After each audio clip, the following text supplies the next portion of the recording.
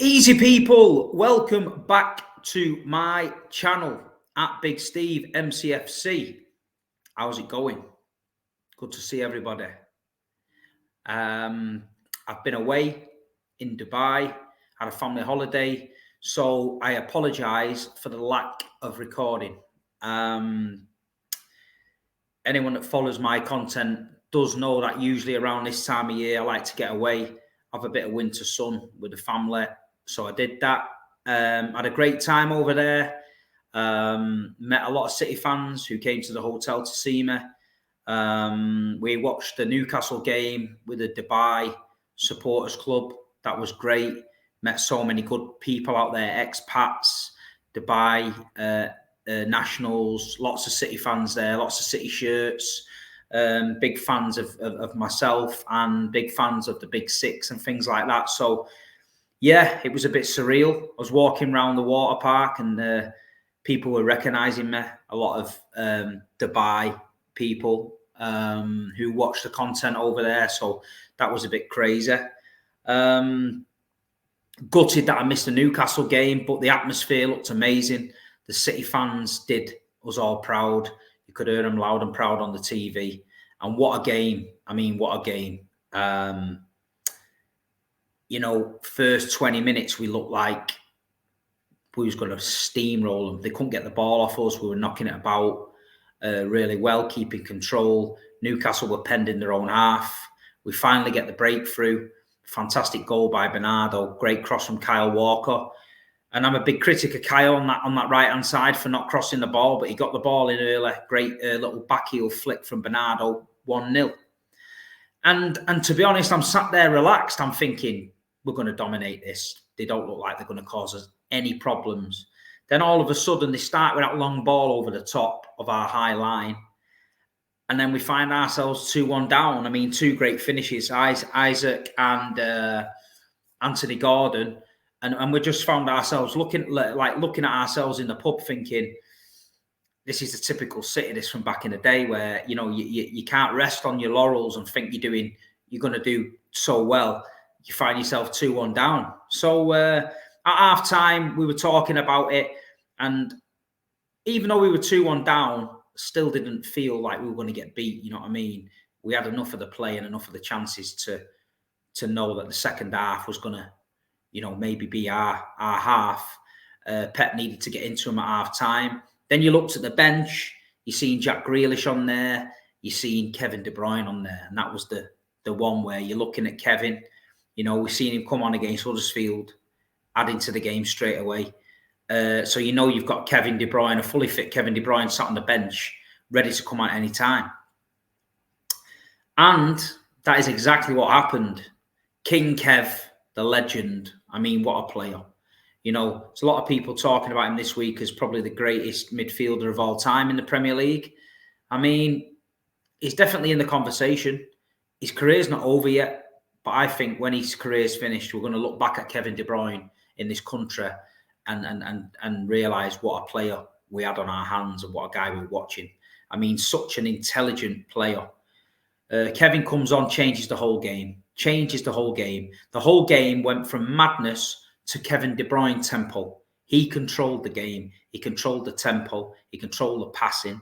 He controlled the movement. And he just literally tore Newcastle apart. That first goal, he basically just passed it into the net. He seen the corner, passed it into the net, 2-2. I mean, then you knew there was only going to be one winner. I know we left it late, but we were huffing and puffing. Kev was putting balls in left, right and centre. And he looked at the run from Oscar Bob, young Oscar Bob, only a young boy, been playing bits and bobs of games, not really doing too much, but looking a little bit more sharper in the last few weeks. He's gone for that run. Kevin spotted him. He's whipped that ball around.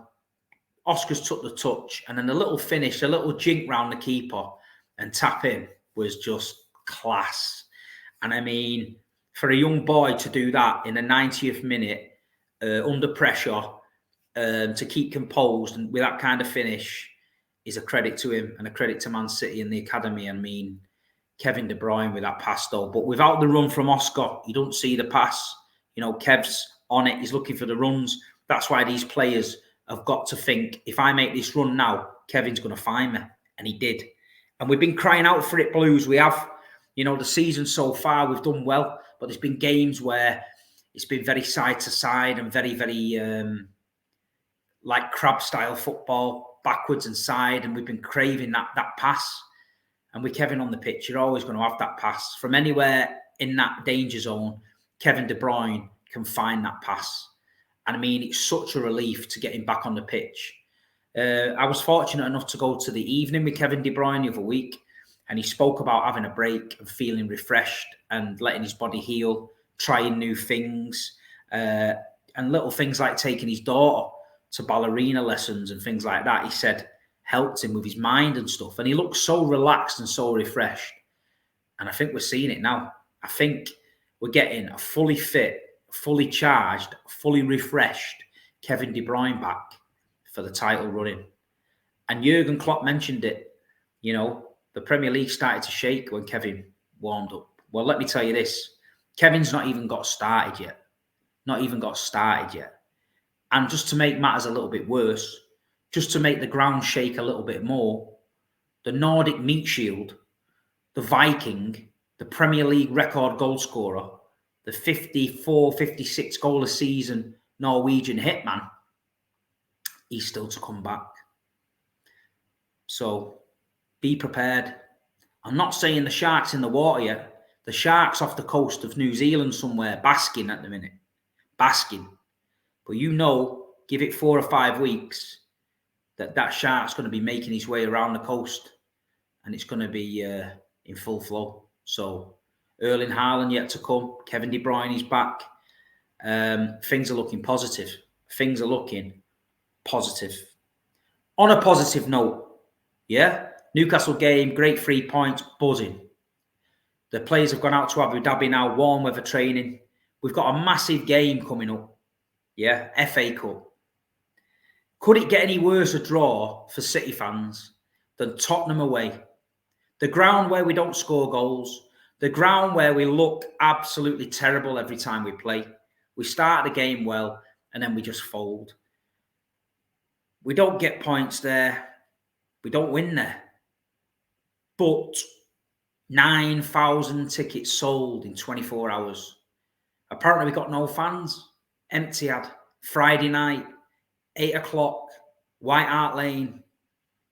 FA didn't give a shit. Oh, Man City, just give them that tie there, 8 o'clock on a Friday. It'd be fine. People have got work. People have got family lives. How are we getting to London for 8 o'clock if you work until 4 or 5? They don't think about this. But I tell you what, the City fans have backed it and we're on it. And there's an army in the north coming to White Hart Lane on Friday next week. We're coming and we've got a bit of confidence about us. I think this is the time we can go to Tottenham and win. You know what I mean? I did a TikTok saying, oh, God, you know, Tottenham away and all that. I was only joking. I feel very confident. I think with Kevin De Bruyne back, maybe Erling could make a substitute bench appearance. I don't know. Tottenham got a few injuries. They've got Son away for the Asia Cup. So I think Tottenham are there for the taking. I think we've got to go. 9,000 of us get behind the Blues from non-stop and put it on them and show Tottenham why this is a different Manchester City team than what they face. This is a team with the gold badge here now, the world champions. So let's go there with that mentality. Let's go there with that swag and let's put it on them and let's get through to the next round of the FA Cup. And let's go and win it again. You know what I mean? But 9,000 Man City fans on a Friday night at Tottenham, that is unbelievable. And every single one of you that's took time to buy tickets and that should be proud of yourself. We get a lot of criticism, this club. You got no fans and all that. We all know it's bullshit. I know it's bullshit. It's crap. It's boring, but it's all these kids in it. But they get on your case. They're on my case every day. But 9,000 is some going on a Friday. So big up. I'll see you all at Tottenham and we're going to have it next week. Let me tell you, we're going to have it. Look out for some Tottenham previews. Might try and get expressions on. And Tottenham Toby, we'll talk about the game. So keep active on my channel this week and watch out for them. Obviously, it's January. The transfer window is open. It's very, very quiet at the minute. There's a lot of teams, I think, are struggling and worrying about the FFP situation. We've just seen Everton and Nottingham Forest apparently get charged again. Everton again, Forest for the first time, failing FFP. I mean, there's a lot of difference in reporting going on in this country. When Manchester City got the charges, the alleged charges, apparently we were guilty, we're getting relegated, we're getting stripped of our trophies, we need to go down to Division 2, we've cheated. Obviously, all the things we've won on the pitch are not valid now because somebody in the accountancy department has fucked up. So that's the general gist of the reporting in this country. Because Manchester City are winning everything, we must have cheated and we must be hung, drawn and quartered and sent to League 2 with a cap of tracksuits on and the inflatable bananas and make another comeback, which is perfectly fine, by the way. We ain't got a problem with that out there. But I'm just saying this is what rival newspapers and fans think. But all I've seen this week is poor Everton. Isn't it a shame what Everton's done?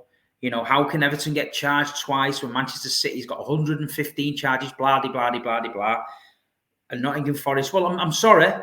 If they've cheated, they've cheated. If they've been found guilty of it and they've admitted it, then they've cheated. But nobody's asking them to be relegated or stripped or all that. Well, they can't be stripped because they won now. But what I'm saying is, the Manchester City situation, we pleaded not guilty. We said we want to go to court. So we're innocent. At the minute, as it stands, we're innocent. And we're going to back our club. Every Manchester City fan out there is going to back our club. The owners of our club have come in and basically done everything they said they were going to do. They've made one blip on the record when they decided to join the Super League, and after 3 days, it got put to bed. I think they realised that that was a mistake, and I think out of their whole 10 plus years of owning Manchester City, that is the only blotch on the notebook I can think of is the Super Cup thing. But people criticise me. Oh, yeah, you know you've cheated. Why are you defending your club? You know you've cheated. I know nothing. I know nothing. And they know nothing. Nobody knows nothing. All we know is that the Premier League have brought about allegations that Manchester City have got financial irregularities, right? We have said we haven't, and we're going to meet in court. That is exactly where it stands. I haven't seen the evidence. You haven't seen the evidence. Nobody's seen the evidence. So all this 115 and you've cheated and all this stuff, it's all jealousy. That's just jealousy because we're wiping the floor with every single club in this league on and off the pitch. And they can't get their head around it that might actually be because we're a really, really good, well-run club. They're automatically, the English nature and the English mannerisms and the culture is they can't be doing that well. They must have cheated. They must have done this. They must have done that. Well, I'm sorry. You know, there's no evidence of that. And all I'm going to say is this. I trust Sheikh Mansour and I trust Khaldoon. And in Khaldoon's statement, he said, we look forward to proving to the Premier League that we haven't breached any charges and we will show them our irrefutable evidence. Now, Manchester City fans, you know Khaldoon is a man of class. Khaldoon is a man of integrity.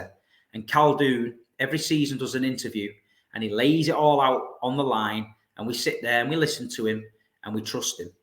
Now, I trust Khaldoon. If Khaldoon says the club has irrefutable evidence, then I'm backing Khaldoon.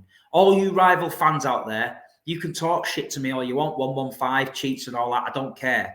I'm backing my man, Khaldoon, to the hill. Yeah? I'm going to court with Khaldoon. The Man City supporters need to go to court with Khaldoon. No matter what we say online or what you say to anyone online, we're guilty anyway. Even if we're found not guilty, they'll make something up. You've paid them off. You've done this. You know. So we can't win, Blues. So you're better off staying in the Man City bubble, staying together like we did last season, all of us staying together, concentrate on the club, concentrate on buying the tickets, going to the games, organising events, 1894, getting behind the teams, concentrate on Man City things. Forget all that nonsense. That is above our pay grade. We are fans. We're here to support the club.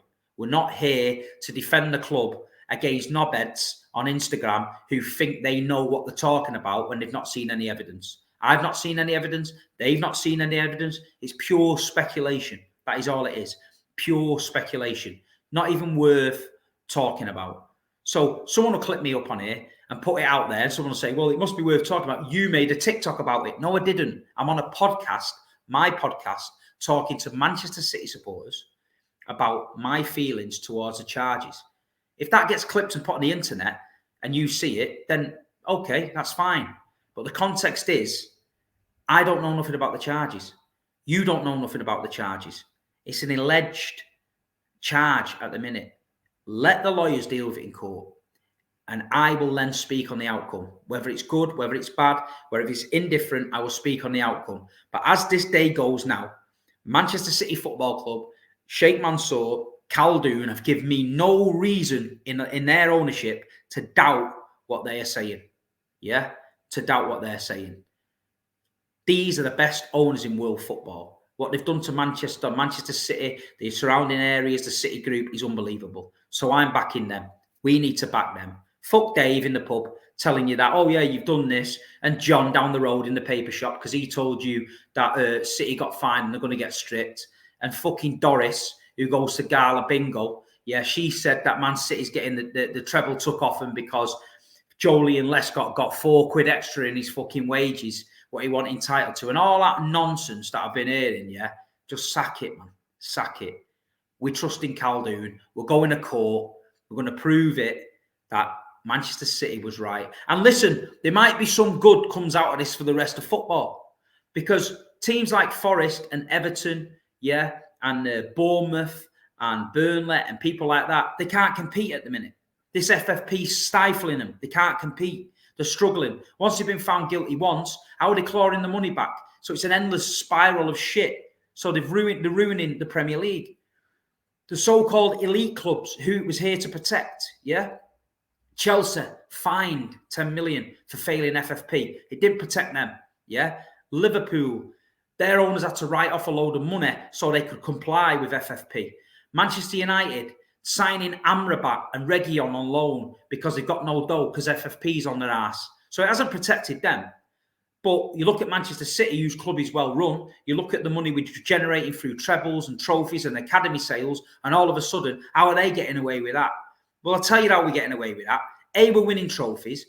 B, we've got an academy that's selling youngsters all over the world. We've got sponsorship deals coming out of our arse, and rightly so, because we're the biggest growing brand in world football. Yeah, we're playing the best football. We're winning the most trophies over the last decade. So we are entitled to maximise that and get revenues in and all that. So don't think we're playing in Division 2 and we've got IDOS as a shirt sponsor and we've all of a sudden ended up with fucking Gucci, because then that would be dodgy. But when you're champions of Europe, you've won a treble, Centurions, Formidables, and you win the league 5 out of 6 seasons, you are entitled to get good sponsors. So I'm just putting that one out there, yeah? You do make money from winning trophies, which we are doing. Do you know what I mean? We are a self-sustainable club. I know it hurts. I know people don't like it. I know you're upset. I know your own clubs are failing. But don't throw stones at us because we're doing it right. You know what I mean? Do not blame Manchester City Football Club for your own club's failings, because that is what you're doing. New Year's Day, people are waking up on New Year's Day, a fresh year, 2024, and sending Big Steve messages. You cheats. 115 charges. Can't wait till you get stripped from the Premier League. But apparently, nobody cares about Man City. But 750 comments in 24 hours, all calling us cheats and 115, proves otherwise. We are the most talked about football team in the world. Yeah? We are the most cared about football team in the world. Let's stop the diet. So we embrace it. Keep winning the trophies. Keep rattling them all up. Keep rubbing it in, because it's jealousy. And I love it. I love it. It's jealousy. So this FFP thing is all going to blow up somewhere down the line. There's going to be a lot of shit going on. I don't know what's going to happen, but I'm looking forward to our day in court when Khaldoon gets the irrefutable evidence out and the shit hits the fan. That's all I'm saying. So we're looking forward to that. As far as ins and outs are going, if Calvin Phillips leaves, maybe they might bring somebody in. But other than that, we've made a couple of City group signings, a kid from LA Galaxy. I think there's a Croatian kid. I think we're going to pull the trigger on going to the City group. We could get loaned out to Girona or New York. But as for major signings, unless anything outstanding turns up in the market, I don't think City's going to dive in. Looking at the team now, we do look in better shape with Kevin back. We get Erling back. We do look in good shape. I just worry that if we lose Calvin, are we going to be a little bit light if we're going in all competitions again? So maybe we dip our toe in the market and grab someone. Maybe we get a loan just to cover Calvin if he goes. I don't know. But yeah, we'll see about that. Another little bit of news that came out the other day was that maybe Cancelo might be coming back to City. I think Barcelona are taking the piss. I think they still owe us money from players before. We've looked after them with Torres and Garcia and Gundogan and now Cancelo. And then they're there with a begging bowl like, Oliver, please, sir, can I have some more? Fuck off. I know you're Pep's, boiled team and that. And I know Tixi and Ferran and that like you, but we're not a fucking charity. Barcelona wasn't loaning us players when we were in this shit. So my opinion on Barcelona is fucking do one. Yeah. If you want Cancelo, pay the dough. If you don't, we'll sell him somewhere else. But I don't think City need him back. I don't think we want him back. I don't think he's right now. I think he's burnt the bridges. I don't think the City fans are take to him the same. So for me, Cancelo's one of them. Get him gone. Get him in a swap deal, whatever. He's a good player, but he's not for us. He's not for us. Upcoming fixtures. Obviously, we've got FA Cup Tottenham. We're looking forward to that. But the fixture list has been kind to us now. We've got a chance of going on a little bit of a mini run. I think we've got Burnley. Let me see what I did I put down. We've got Burnley at home, Brentford away, Everton at home, Chelsea at home, Brentford at home, Bournemouth away, and then the derby. It's a good run, that Blues. It's a good run. It's a good chance to get some points on the board and crank a bit of pressure up on Liverpool. We haven't been playing well this season. We find ourselves 2 points off the top in January with Erling Haaland still to come back. It's a good position to be in. We've been here before. We've been worse before, and we've chased it down. We're ready for the title charge. We always are. Do you know what I mean? We've been relaxed. The Arsenal hype train's died down. All them gobshites on AFTV and all that, they're nowhere to be seen. Now you don't even hear from them. My text message on my phone, don't hear one. The other week, it was all rice, baby, bob, and all that bullshit. Now it's fucking, you can't even get one of them on the phone. Do you know what I mean? So same as last season, but they've realised a bit earlier that they haven't quite got the mustard. They ain't quite got it in the tank. So they've sacked it off. But, no doubt they're looking for a striker. Liverpool, I said it on the overlap beginning of the season. Even Carragher basically said they wouldn't do it, but they've done all right. Mo Salah's gone to the AFCON. So there's a chance where they might struggle up top. Darwin Núñez is getting in all the right positions again, but he's not finishing it off. But I do think it's City and Liverpool's for the title running. I'm looking forward to it. Just to mention as well, the FIFA awards the other night. Hard work, them awards, man. Rodri didn't make the FIFA Team of the Year. How? And Erling Haaland didn't win the award. The Ballon d'Or to Messi. People were it was 50-50. But you can't deny what Erling Haaland's done. 22-year-old, come to the Premier League, absolutely destroyed it, won the treble, smashing goals left, right and centre for Norway, for City, everything. And he's losing these awards to Messi like a sentimental thing. It's not good, man. The integrity of the cup, more players voted for Erling than Messi on them awards. Do you know what I mean? So it's a bit, I don't think Erling will be too bothered with what he's achieved this year. But it would be nice for him at that age. He deserves it to come away with something. You know what I mean? But I feel a bit sorry for him. I seen his dad in the crowd. And his dad just looked as if to say, this is a load of shit. I mean, the buffet might be good there. That's why, Alfie Inga went. He might have just gone for the sausage rolls. But Erling, you know what I mean? He's better than that. He's got loads of years left in him. I'm sure he's going to get a Ballon d'Or. I'm sure he's going to clean up at these awards. But if you can't clean up when you've won a treble, then you've gone and won the Super Cup and you've gone and won the World Club Cup, 5 trophies in a year, and you can't win it.